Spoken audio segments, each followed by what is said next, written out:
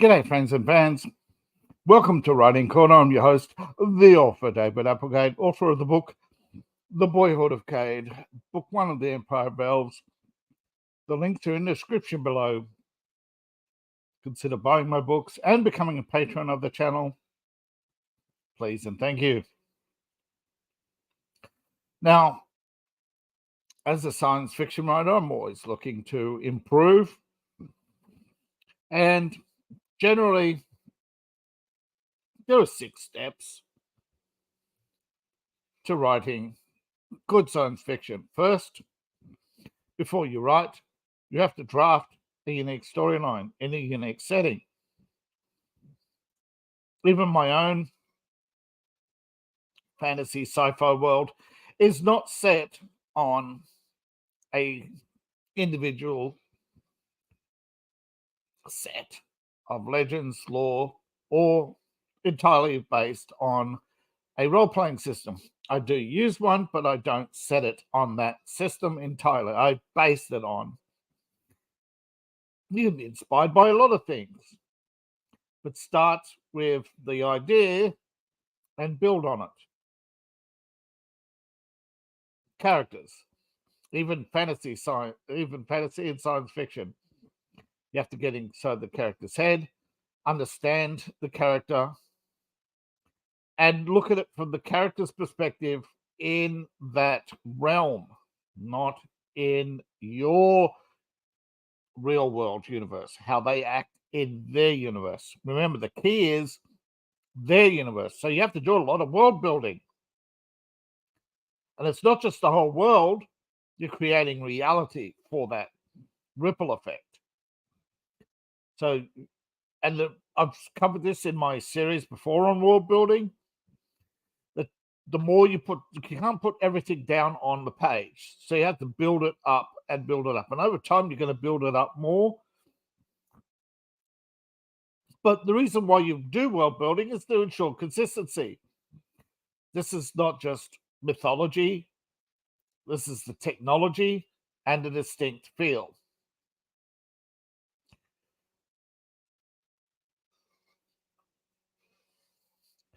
Now, of course, editing. Revision. Every story needs a red pen. Every story needs trim. Every story needs to fit a unique style. Now, when it comes to publishing, most science fiction authors these days seem to be more, still seem to be published, but self-published, though some still use a literary agent. But a lot of people start with science fiction from the basic tropes, and so what are tropes? TV Tropes, of course, is the best trope site out there. And I'll just give you a little poo-poo on TV Tropes.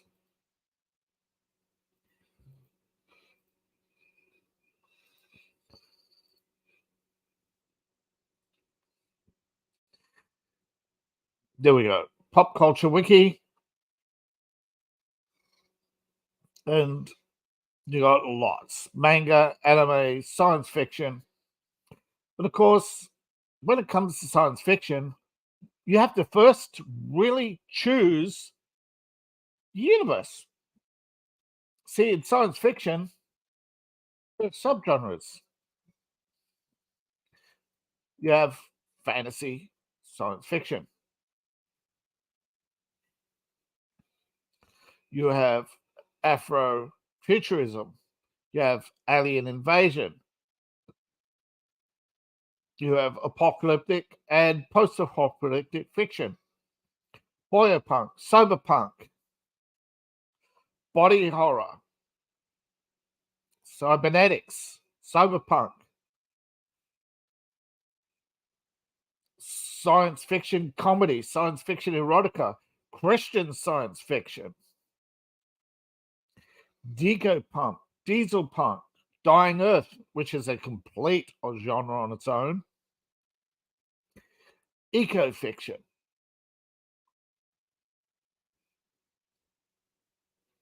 feminist science fiction, paranormal, parody. That is where you parody science, space westerns, steampunk, supernatural, which is different from paranormal,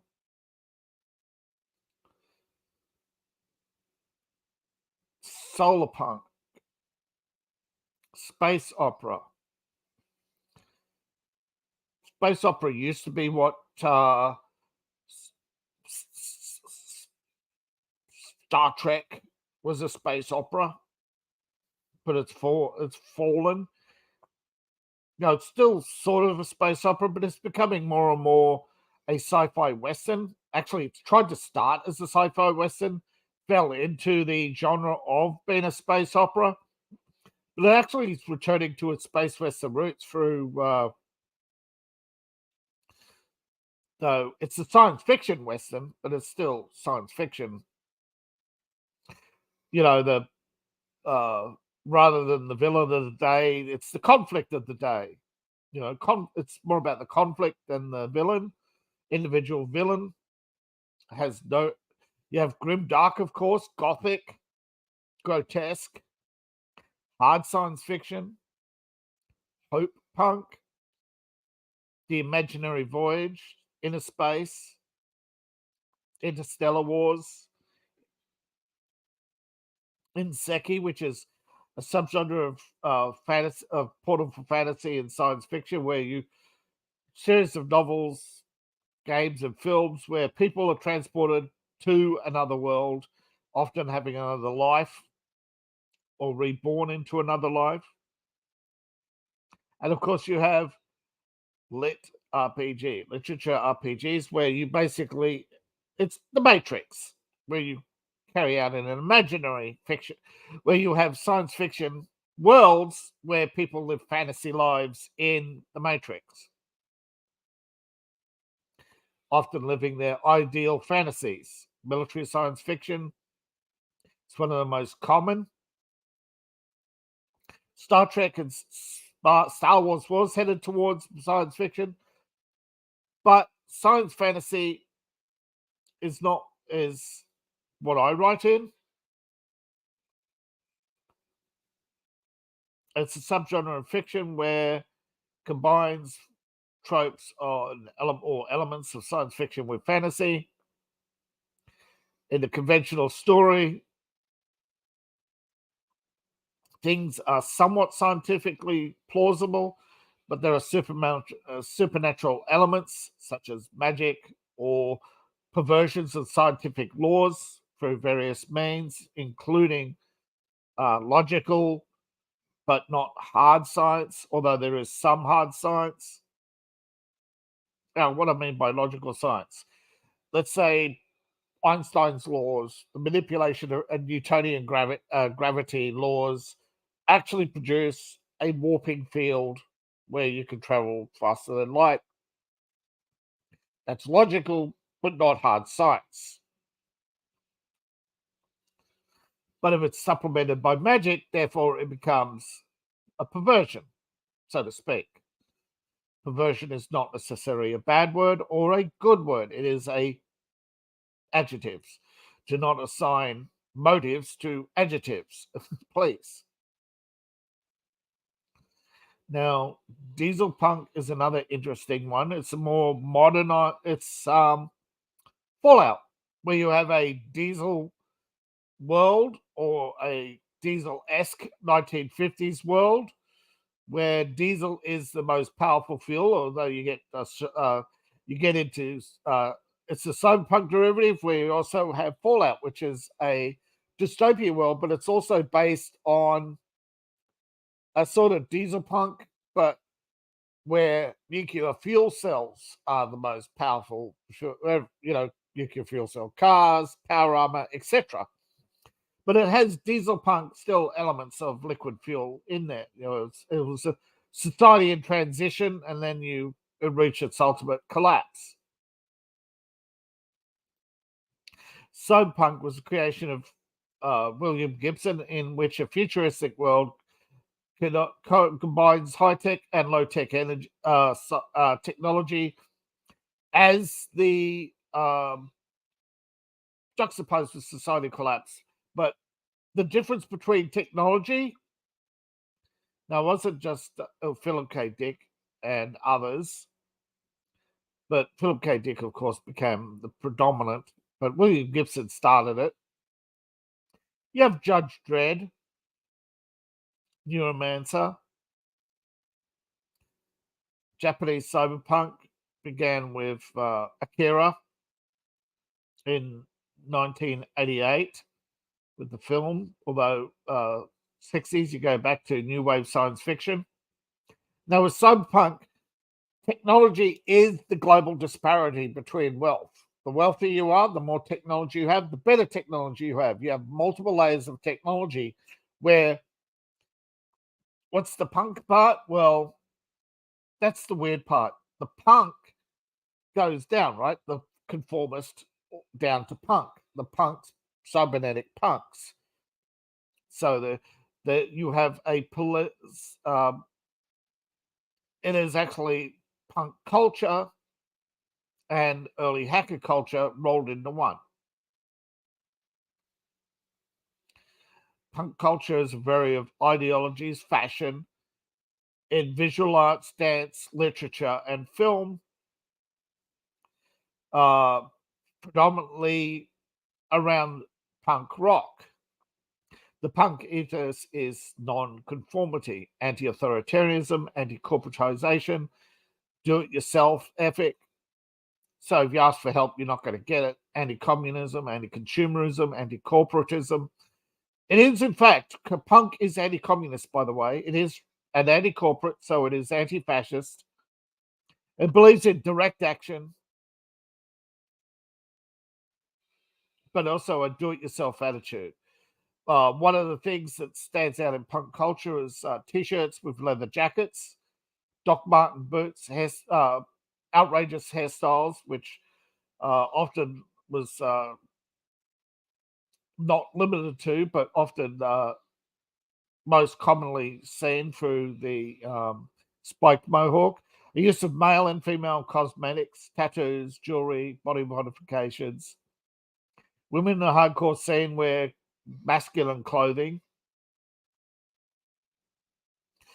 Shaved heads became the more modern punk. In fact, you actually had a thing called rock punk, where you had,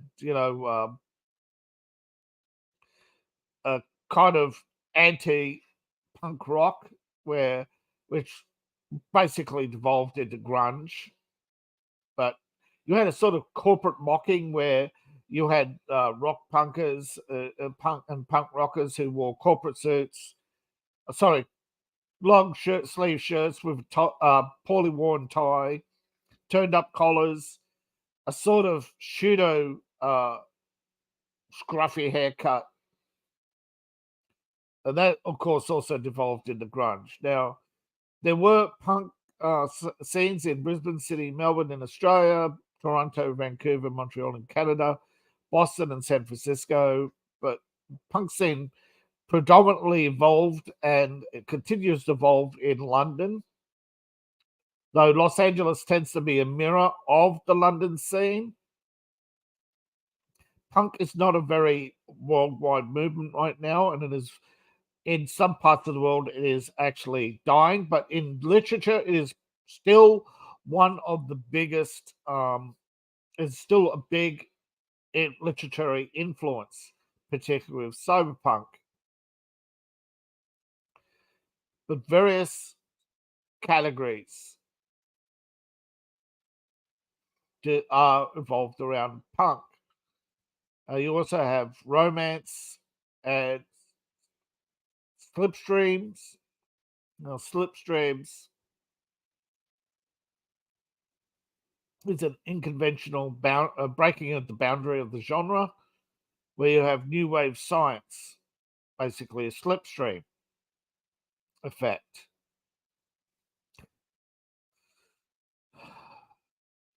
It is born out of cyberpunk.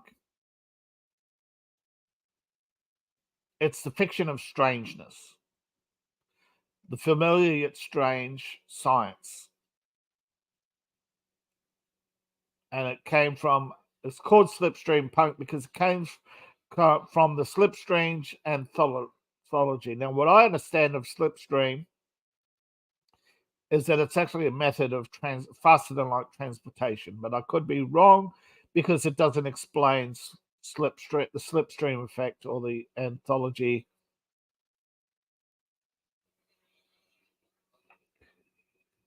But I'm just waiting for it to load up because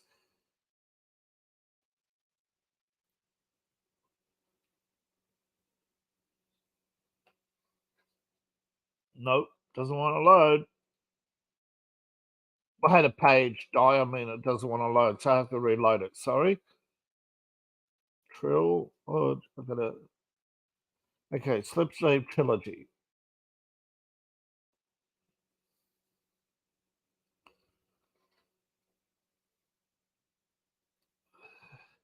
It wants to give me a video game, not a book.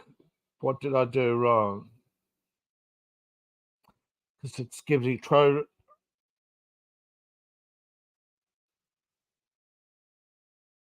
All right, try again. Right, Slipstream genre, speculative science fiction that blends science fiction, fantasy, and literary fiction. It's not conventional science. And it is a genre, but the Slipstream books, yeah, starts with Cloud Atlas.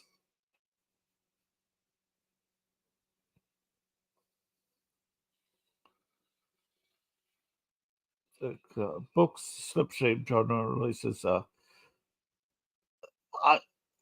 It's either too weird or not weird enough to fit into Slipstream. Slipstream is one of those. It's got to be really weird or just weird enough.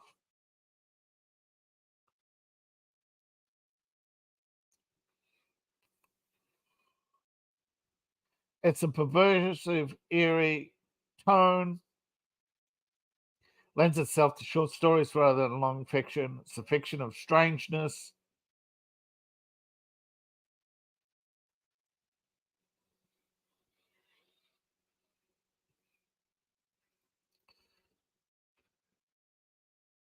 Slipstream effect is in aviation. You're moving. Your prop is moving faster than your plane, and your plane's moving slower. It's a weirdness of science where you're basically accelerate. The air pressure is accelerating. The air pressure is pushing you. The slipstream effect is one of the things for traveling faster than light, but you also have portals where a magnetic slipstream creates an inverse, allegedly creates an inverse field, which will eventually collapse into a tunnel between realities. There's all sorts of interpretations of the slipstream effect. That's why slipstream is so hard to define. But those who are into slipstream list Cloud Atlas and 25 other books as slipstream. But of course, with the key to good writing, quite often it's a hard joy. You've got to write what you know. So if you're going to write something like slipstream or science fiction or science fantasy, you've got to get to know the genre. 3, ignore Stephen King. Don't write like another writer. Stephen King will advise you to basically copy him. Don't. Millions do it. Where are they? Ever heard of them? No.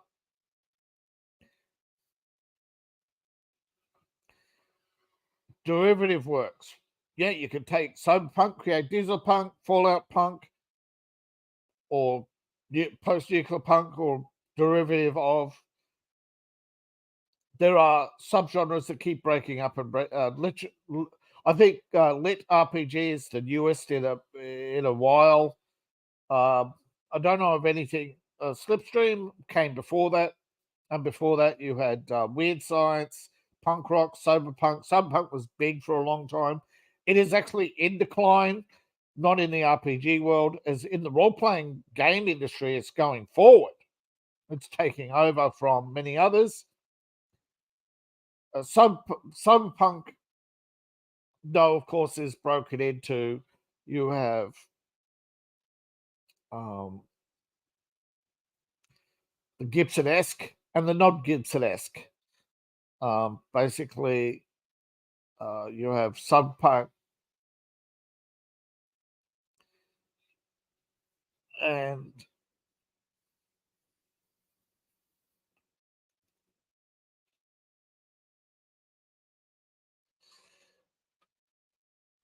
they have Cyberpunk, the RPG, similar to San Francisco, but not entirely. You have different genres, different periods, like Cyberpunk 2077. And then, of course, you have Shadowrun, which is a science fantasy derivative of Cyberpunk. But Cyberpunk was dying until the RPG, computer RPG came out. And now it's researched and taken over from Shadowrun, which was on the ascendance. Everything comes and goes in batches, you know. But your best way to get an idea of the different genres, of course, is to visit TV Tropes, where they'll give you examples, where they'll give you books and other literature, even video games, links to videos. It's got so much. And so many little elements.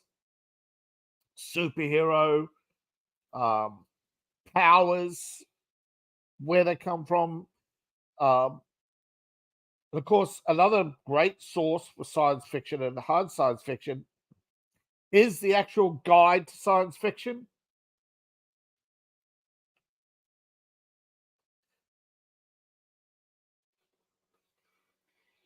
It's a book. It's the guide to science fiction, the beginner's guide to science fiction. It's you got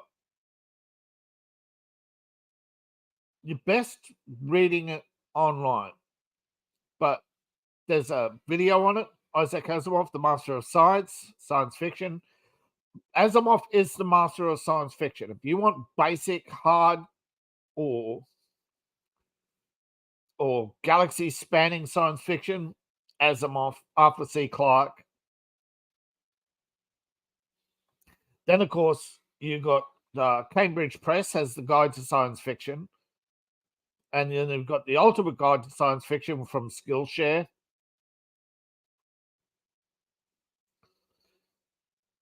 Now, science fiction dates back to 1634 for the best known science fiction novel, which was named Somnium, Latin for the Dream, translated for hundreds of years. It was still translated, still original. So Somnium,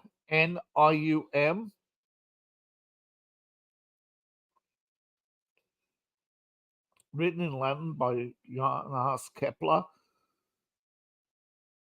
He was an astronomer.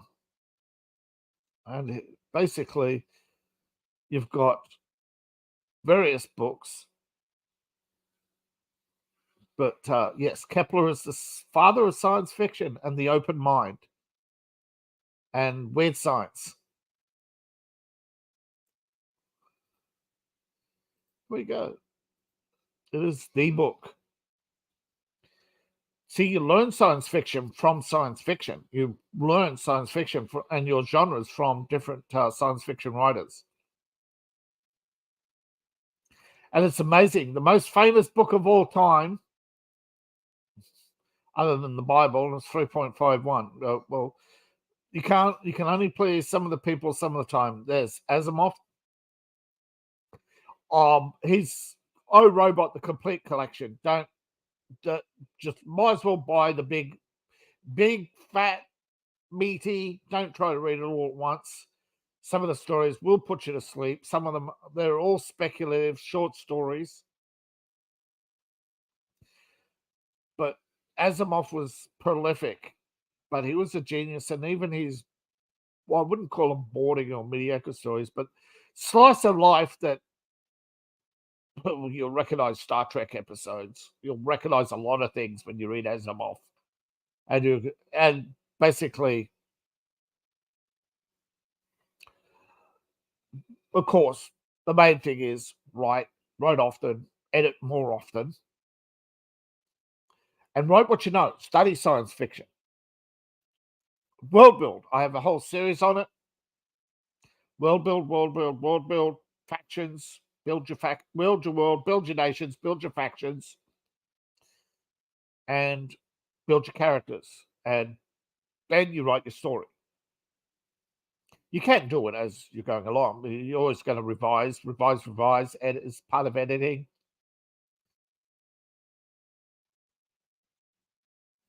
I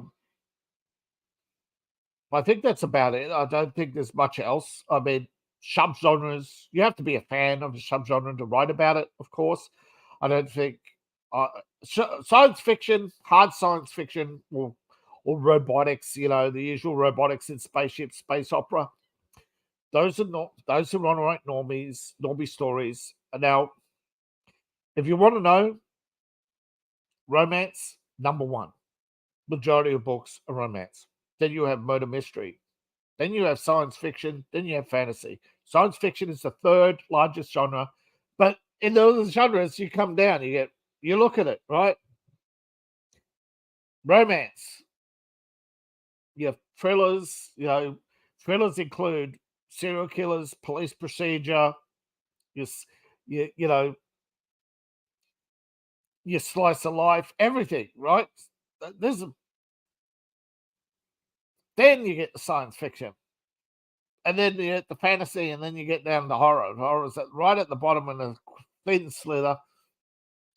Your B movie material, where, but of course, if you're the king of B material, you're a multi-thousandaire, but you're still successful and well known and still famous, but you're not as rich as people think you are. Hey, Stephen. Especially when you put $1 million up your nose a year. And of course, now, of course, you could go the ghostwriter route like so many others have, but then you miss out the hard joy of writing. Now, nobody's accused Asimov of being a ghostwriter or using a ghostwriter. Lord Arthur C. Clarke, most of the greats haven't. I don't recommend it. But of course, if you're stuck, join the writing club. Watch my videos. Talk to people. Read books. Don't try and take the short road, please. Science fiction is a hard road, a long road, but it's a very enjoyable road. Because science fiction gives you the most. It is the most broadest. You could go anywhere, do anything. You could justify anything with science. And if you can't, science and fiction and fantasy match together. But yes, lots of fiction writers write fantasy because they're epic fantasies. Lord of the Rings, when you do write a good epic fantasy, which there are a few, you will have a big audience. But of that of that 30 million books, there's only a handful that stand out in that genre with science fiction. So depends on your aim, on your goals, your personal likes and dislikes. If you're a fan of fantasy, okay, write fantasy. But if you're a science fiction fan, write science fiction. If you're a science fiction and fantasy fan, write science fantasy. Because that's where Star Wars is at. It is science fantasy and always has been, but it's tried to be everything else, and it's failing at everything else. It needs to go back to its roots of science fantasy. And a lot of the new things that's introduced aren't bad. Those are the hard science fans who are complaining. Ignore them. Bad writing is always bad writing. But bad technology is not what's or bad ideas. Lightsaber whip, who cares? That's a distraction. The real problem is that they're taking a failed character from a failed story, an uninteresting punk character, and inserting it into a fairy tale world. They're trying to change science. They're trying to change Star Wars into steampunk or some sort of well, High Republic is some kind of steampunk / derivative science, or even slipstream. They don't seem to know what fiction they want to be. So that makes it, that's why they're losing fans, because when you're a fan, say if you write a science fiction book and then you try to make it science fantasy, you lose the fans of science fiction. You don't always gain the fans of science fantasy. So do try to be consistent, please. Thank you for watching. I appreciate each and every one of you. Please like, share, and subscribe if you haven't done so already. Hit the notification bell on YouTube, because you'll miss out on live stream notifications if you don't. Now, of course, one way to support the channel is to buy coffee mugs and items from my Etsy store. Discount link in the description below with a discount code, 10% off. And of course, become a patron of my writing and RPG material. And of course, I have a second Patreon for RPG material based on my books. My books are in the link tree in the description below. And of course, you can donate to the channel today. Thank you, and I'll see you in the next video.